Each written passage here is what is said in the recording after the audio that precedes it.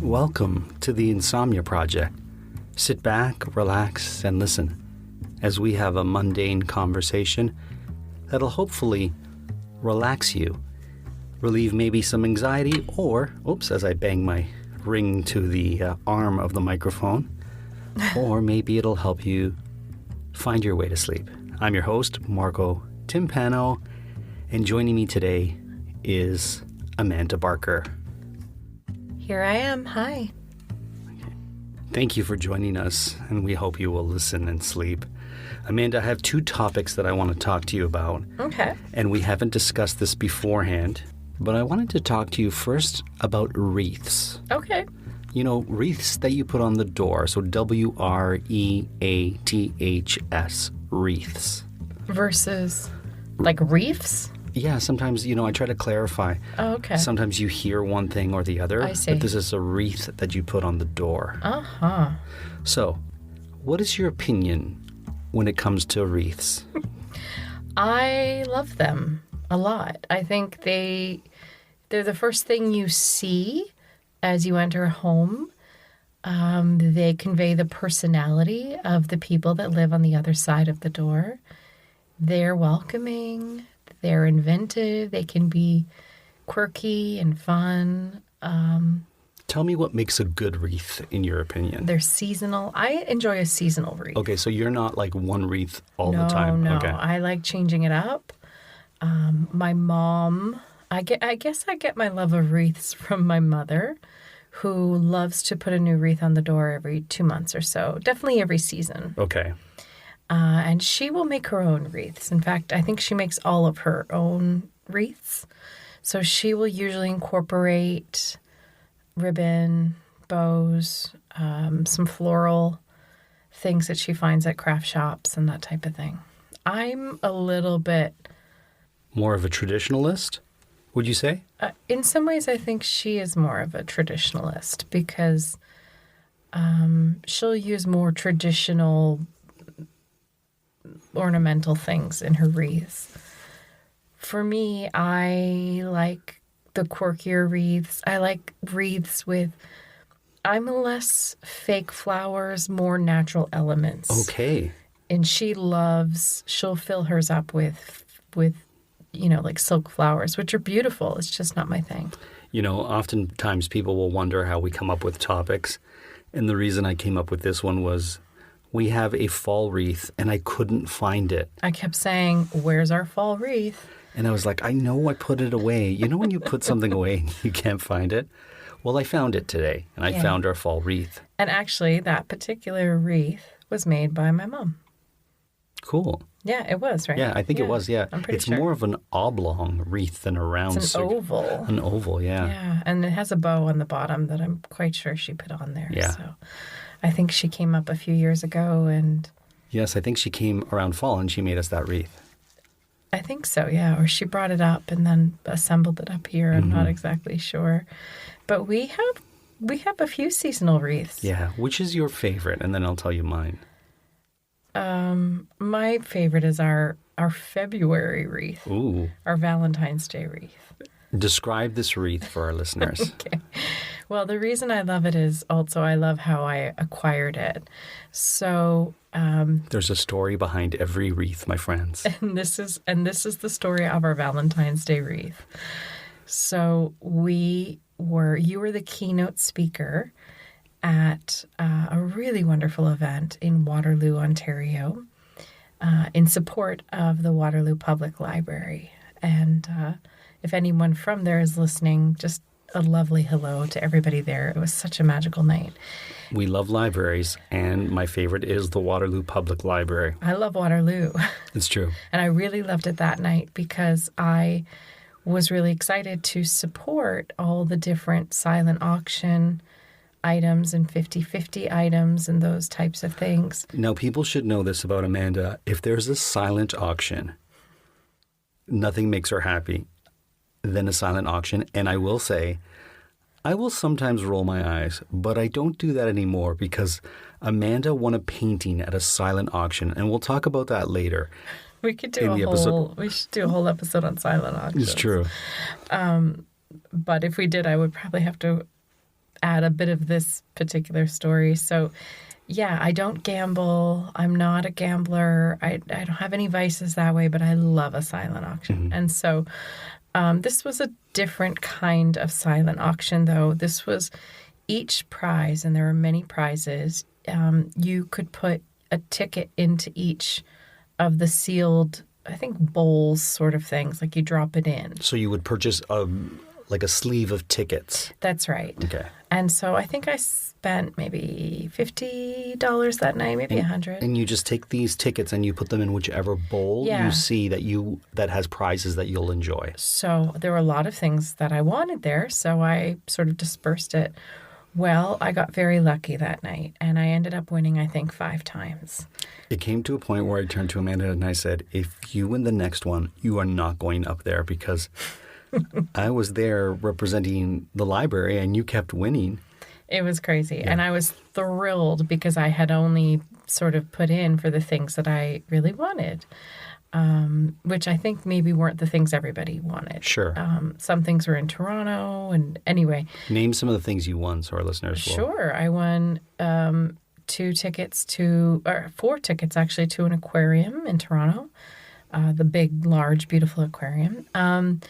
I got $25, I think, gift certificate for a pub on campus. We went and had wings the next day. We did, it was delicious. A gift certificate to a lovely shop that had wonderful gifts and cards and that type of thing. And didn't you win I won a jacket that said the University of Waterloo. And you were able to buy something in the Waterloo universities. Wasn't it there? No? Okay. If you want to know the story, we were going to maybe take it back because it was big. But then we decided not to. Okay. So that's... But we have a Waterloo hat. Yeah, I won that night. Okay. So we were going to maybe take it back because that jacket was just a titch big, but I decided that it was fine and with sweaters and things underneath. And it's roomy, but it's sort of a puffy coat that says University of Waterloo. A University of Waterloo hat as well. What else did I win? It's a very warm hat. I love that hat. I'm trying to think. I won a water bottle that has the Great Gatsby book cover on it. That's right, you did. A SIG water bottle, and I had it in the car yesterday. I love that water bottle. I'm trying to think of some of the other things I won that night. She won so many things. Those were the things I remember. They were all kind of bundled, so you didn't win one and one and one. It was like a bundle of several things. Right. Maybe I won 3 times. I don't know. Anyway, it felt like a lot. I think I emailed somebody about it that night. But anyway, that store, that card and craft and gift store, we went to it the next day. It was $50, I think, to there. And it was a lovely, lovely shop, and we used the $50 and bought a Valentine's Day wreath. That's right. With it. And it's in the shape of a heart, but it's made out of, it looks like little roses, but they're actually wood, like wood shavings almost. So wood shavings that look like roses, painted red in the shape of a heart. Yeah. And it was made by somebody local, I think, in Waterloo. And it was so special and neat. And you said, we don't have a Valentine's Day wreath. And I thought, isn't that a fun thing to put on the door in the dead of winter every year and to give us a little memory of a really fun, silly weekend that we had, an educational weekend, and just uplifting weekend that we had in Waterloo, Ontario. And we always remember Waterloo when we hang that wreath. Yeah, and the fun I had that night of winning, and I'm trying to remember what else I won. Maybe a bottle of wine. I can't remember. I will say this in case any listeners are sort of rolling their eyes or thinking, oh, they're so lucky. I never win anything. So if you're like, oh, they're talking about their winnings, just know that I'm like you. I don't win things. Amanda just happened to be lucky that day. That day, I won. It was all the winning I will get in my life, probably. So my question to you is the same. What is your favorite wreath? Okay, so my favorite wreath also has a story, and my favorite wreath is our winter wreath. Okay. And it looks like a long string of winter berries, red, bright, they almost look like candy apples, but they're small little berries. They're what I would picture, actually, cranberries. They're the size of cranberries. They look like cranberry. I always thought that's what they were meant to be, but maybe not. They're just round red berries. They're fake. Yes. Because we've had this wreath. Actually, this wreath predates our relationship. And it's long and it's very, very abundant. Because sometimes you get those kind of red berries for Christmas and Christmas ornaments, like holly or little ones, and you don't get an ample amount of it. But this wreath is really robust. It's all berry, no holly leaf, no leaf. It's just berries. red. It's just bright. Sort of cascading. Yeah. So I was in Schaumburg. Ontario. Schaumburg, Ontario. Not Illinois, because that's correct. a very famous Schaumburg, spelled differently. You've been to Schaumburg, Illinois, right? I have, yeah. Okay. And I went with a good friend and a friend of the show, Dale Boyer. Because that's Boyer. She goes by Boyer sometimes. Okay. Boyer or Boyer. So Dale and I were at the Schaumburg Christmas Fair. Just the two of you? No, her husband was there, and I think there were a couple other people there as well. Some other friends. I think Massimo was there. And there was a bunch of people there. Sure. And what they do in Schaumburg is they have this winter or this Christmas fair where they have all the tractors and backhoes, because it's a rural area, Schaumburg, with a lot of farms. So the people who have farms bring their farming mechanisms or tractors, and they deck them out with Christmas lights. And in a parade? And they do a parade. Oh, okay. Yeah. Yeah. So they'll do a parade with all these heavy machineries, whether they be backhoes or what's the ones that Columbines, covered in Christmas lights. And they go down the main square. It's really quite something to behold. If you need a new appliance, this is your sign. Shop at Lowe's now to get up to 35% off and next-day delivery on hundreds of major appliances. A new appliance now means an easier-to-do list later. Our best lineup is at Lowe's. Valid through 3/18 while supplies last. Selection varies by location. Order by 4 p.m. Available Monday through Saturday. Subject to availability. Fees, exclusions, and restrictions apply. See Lowes.com/appliance delivery for more details.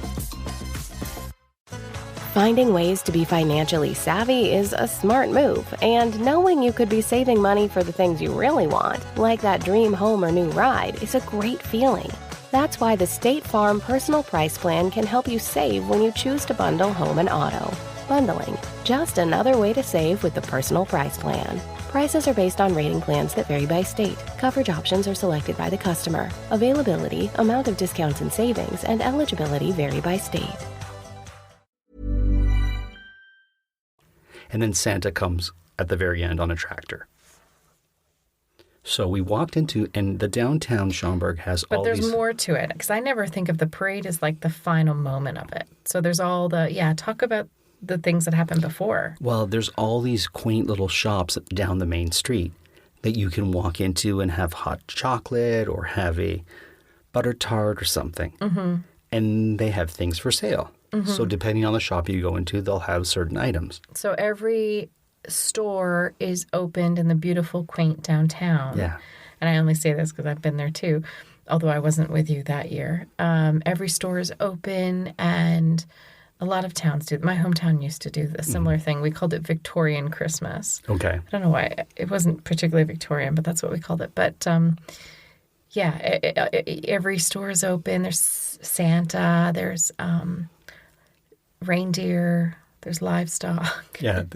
It's pretty much a farm festival of lights. Downtown. And fun. It's really great, yeah. So we go into the store, and it was Dale and I who went into the store. A knick-knack shop, if you will. If there's one thing you need to know about me, I love a good knick-knack shop. That's why one of the many reasons we call you an older British lady, because Marco will love for every town to go into a shop, and he's done this all over the world with me. No offense to older British women, because we have a lot of listeners from the UK. But there's no offense meant Okay. by it, honestly. I mean, you have a collection of salt and pepper shakers, and you love a good tea kettle. That's right. So there's nothing... Teapot, actually. Well, you love a good tea kettle, too. You bought that Le Creuset one. Well, that's a beautiful tea kettle. It is. That's what I'm saying. So we've done this all over the world, but one of the things that makes you truly happy is strolling, Yes, going into shops, most definitely. picking things up, looking at them, musing about them, Indeed. putting them back down and exiting the store. Yes. You don't normally. Every now and then you will buy something, but you'll fall in love with a small owl or Sure. I'm trying to think of other things. Well, a Valentine's Day wreath. Right. You fall in love with little things, and sometimes you buy them, but usually you don't. Usually you'll leave. I'm good because my salt and pepper shaker collection got so big that I had to stop, and that's when I stopped going crazy at the knick-knack shop.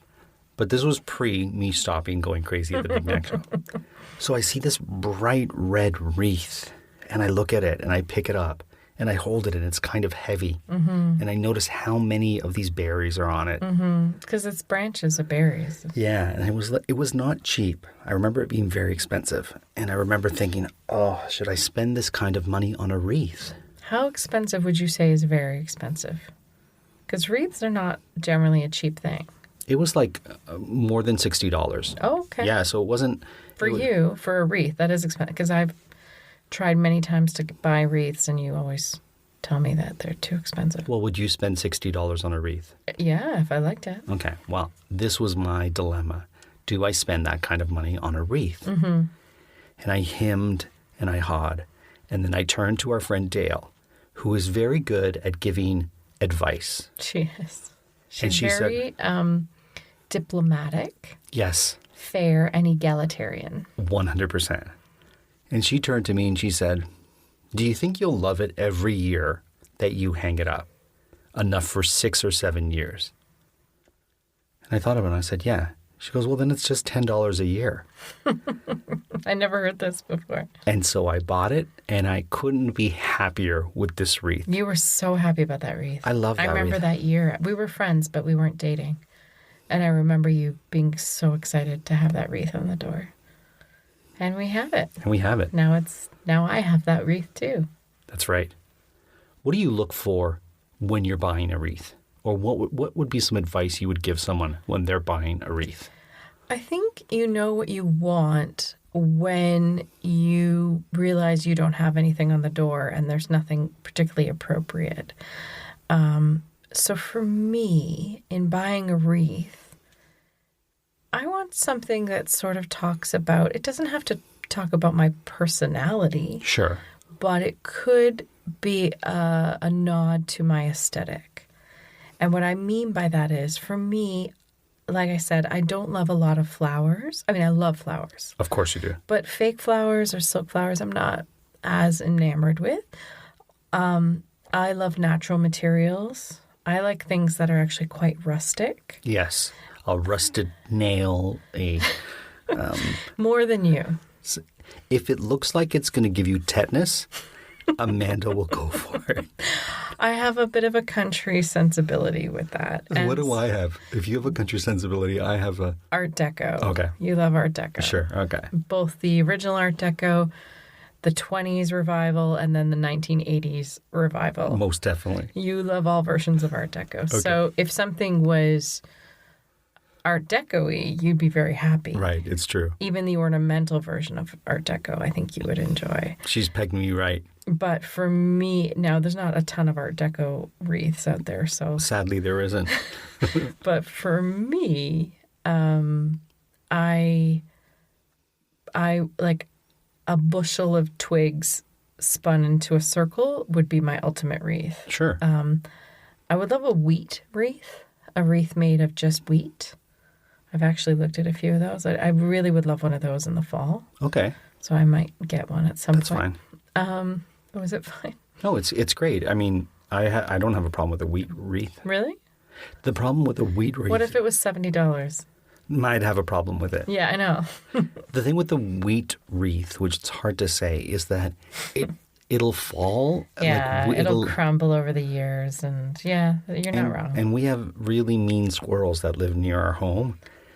And I feel like they'll attack the wheat wreath. We used to put ornamental corn as a wreath on our door in the fall.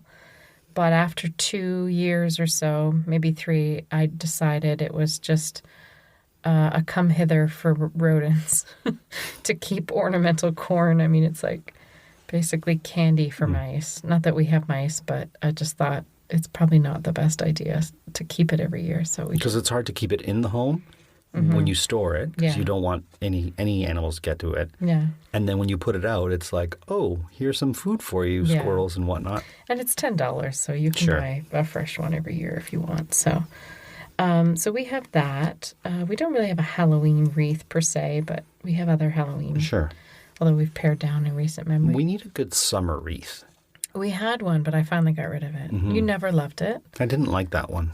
Listen, it was $8 at Walmart, so it's okay. Like, we had it for 2 or 3 years. Yeah, I was never in love with it. We could up our wreath game. Sure. Now, what we do have for wreaths, we've mentioned too. We have our beautiful cranberry Christmas wreath.